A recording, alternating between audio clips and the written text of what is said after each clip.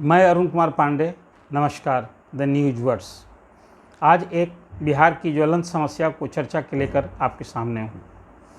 आपको मालूम होना चाहिए कि बिहार में पहली बार, और ये एक ऐतिहासिक कदम है, सरकार ने 1,70,000 शिक्षकों की नियुक्ति के लिए विज्ञापन निकाला।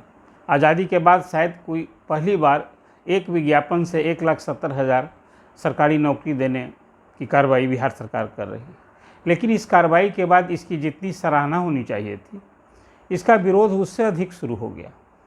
इस पूरी परीक्षा का सरकार ने बीपीएससी के माध्यम से परीक्षा लेने का निर्णय लिया और इसमें यह भी तय किया कि जो 3.5 लाख नियोजित शिक्षक पिछले 10 साल, 12 साल, 14 साल, 16 साल से काम कर रहे हैं, उन्हें भी इस परीक्षा में बैठनी होगी। और इस परीक्षा में बीपीएससी की परीक्षा में बैठने के बाद 3 बार उनको अवसर दिया जाएगा। यदि इस परीक्षा में वो उत्तीर्ण होंगे तो उन्हें अध्यापक माना जाएगा और उन्हें फिर जो सरकार ने एक नया वेतनमान, सुविधा और सरकारी कर्मी देने का दर्जा देने का निर्णय लिया है। इस संबंध में नियुक्ति नियमावली लागू हुई और उसी के तहत बिहार लोक सेवा आयोग ने 3 दिन परीक्षा ली है। अब इस परीक्षा में बैठने वाले कोई 60,000 जो नियोजित शिक्षक हैं, अभी शिक्षक संघ की दादागिरी और या कहिए कि संघ की दुकानदारी चलाने वाले लोगों के द्वारा जिन अभ्यर्थी जो कार्यरत शिक्षक जिनका अनुमानतः 60,000 हैं, उनको गद्दार कहा जा रहा है कि इन्होंने गद्दारी की है। इसलिए कि बिहार माध्यमिक शिक्षक संघ सहित जो शिक्षक संगठन इस आंदोलन में शरीक रहा है कि बिना शर्त आप नियोजित शिक्षकों को सरकारी कर्मी का दर्जा दीजिए, उन लोगों ने ऐसे शिक्षकों को जो लोग अपने करियर के लिए इस बीपीएससी की परीक्षा में दिए हैं, उन्हें गद्दार कहा जा रहा है, उन्हें जयचंद कहा जा रहा है। और सबसे दिलचस्प बात यह है कि दरभंगा ज़िले से ऐसी एक आधिकारिक सूची जो परमिशन लिया था जिन शिक्षकों ने बीपीएससी की परीक्षा में बैठने के लिए, उसकी बाज़ाब्ता सूची जारी करके इन गद्दारों की सूची ऐसा कह करके और सोशल मीडिया पर अभी प्रसारित हो रहा है। एक ज़िले की सूची के साथ यह भी कहा गया है कि आरटीआई से संपूर्ण बिहार के ऐसे गद्दारों की सूची, गद्दार शिक्षकों की सूची लेकर और हम लोग इसको प्रसारित करेंगे जिनके लिए शिक्षक संगठनों ने लड़ाई लड़ी है। और उसमें 6,000 से अधिक शिक्षक जिनके वेतन रोके गए हैं, उनकी कार्रवाई हुई है। कई शिक्षक नेताओं को निलंबित किया गया है।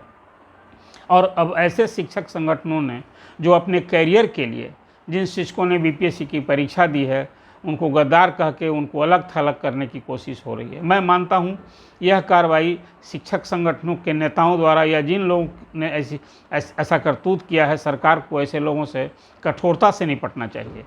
ये न सिर्फ निंदनीय है, यह आपराधिक कृत्य है। जो शिक्षक अपने बेहतर करियर के लिए बीपीएससी की परीक्षा में बैठ रहे हैं, उसको इस तरह से उनका विरोध करना कहीं ये उचित नहीं है। मैं मानता हूँ कि ये बीपीएससी क्वालिफाइड टीचर, जिसके लिए सरकार ने ये परीक्षा का आयोजन किया था कि हम योग्य शिक्षक का चयन करने जा रहे हैं, तो इस परीक्षा में जो शामिल हुए हैं और वो यदि सफल होते हैं तो बीपीएससी क्वालिफाइड टीचर होंगे।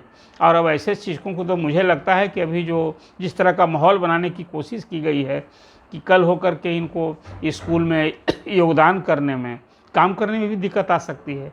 इसलिए सरकार को अभी समय रहते ऐसे सारे जो दादागिरी करने वाले शिक्षक संगठन हैं, उनके खिलाफ कठोरता से निपटना चाहिए।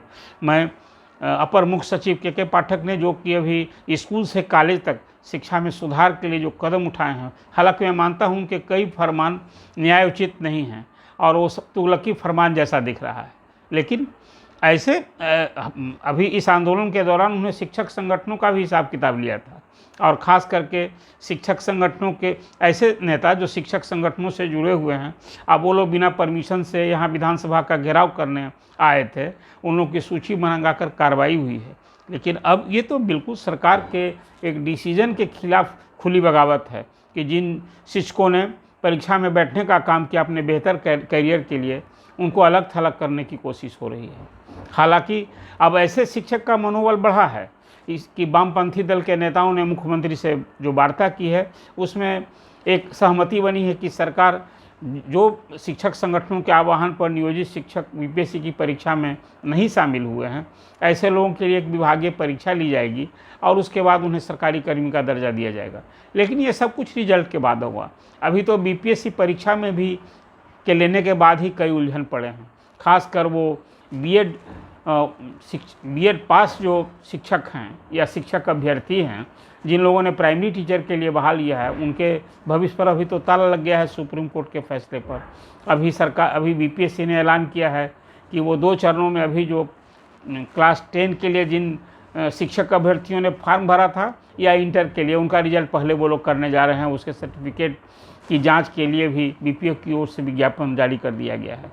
लेकिन जो प्राइमरी स्कूल के लिए बीएड शिक्षक हैं, शायद उनका अभी चयन हो पाएगा। इसमें तो पूरी तरह अभी भविष्य के गर्भ में यूँ कहें कि सुप्रीम कोर्ट का जिस ढंग से फैसला आया है, शायद ही सरकार ऐसे बीएड पास जो शिक्षक अभ्यर्थी हैं उनकी नई नियुक्ति का मार्ग प्रशस्त हो पाएगा।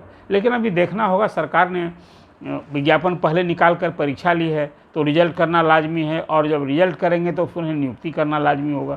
तो ये कभी कानूनी जंग की बात हो गई है, इसलिए कि पहले से ही, आज से नहीं, पिछले कई वर्षों से ये विवाद बिहार में ही चला था कि डीएलएड छात्र जो हैं वो प्राइमरी टीचर के लिए उनकी नियुक्ति होती है। वो लोग बीएड वाले को यहाँ जगह देने के लिए शुरू से खिलाफ।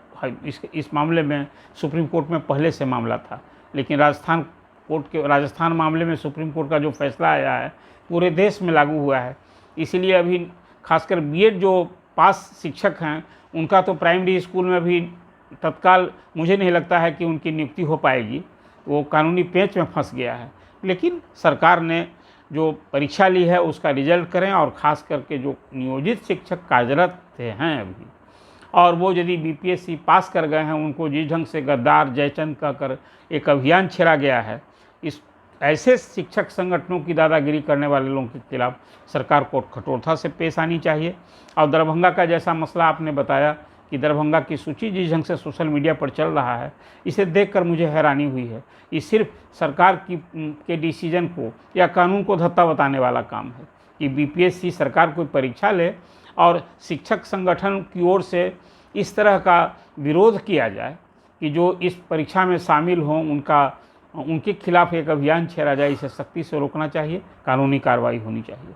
और मुझे लगता है कि उम्मीद करते हैं कि सरकार इस पर गौर करेगी और अपर मुख्य सचिव के पाठक इस पर ध्यान देंगे और ऐसे शिक्षक नेताओं को चिन्हित करके जो दरभंगा जिले की सूची सोशल मीडिया पर एक साथ प्रकाशित हुई है, और ये कहते हुए कि ये गद्दारों की सूची है, इसकी व्यापक छानबीन करके और ऐसे शिक्षक संगठनों के नेताओं के खिलाफ कठोर कार्रवाई होनी चाहिए।